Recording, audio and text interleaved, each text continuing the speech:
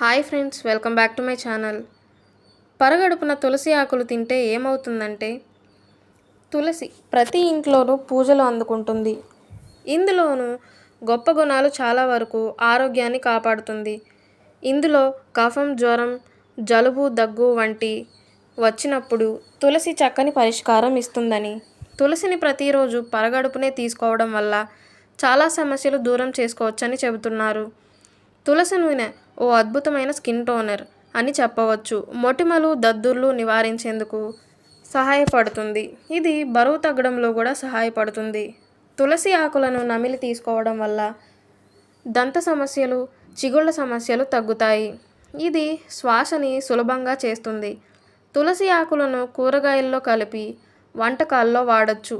దీనివల్ల ఆహారానికి ఆరోగ్యకరమైన ప్రయోజనాలు జోడిస్తుంది. ఆరోగ్యాన్ని కాపాడడంలో తులసిని వాడేందుకు ఎన్నో మార్గాలు ఉన్నాయి. తులసి టీని తయారు చేయడానికి ఓ కప్పు నీటిలో 1-2 టీ స్పూన్ల తులసి ఆకులను 5-10 నిమిషాలు ఉడకబెట్టి చల్లారబెట్టి తాగండి. తులసిలో యాజినాల్ అనే సమ్మేళనం అర్థనైట్స్ నొప్పి, వాపును తగ్గించడంలో సహాయపడుతుంది.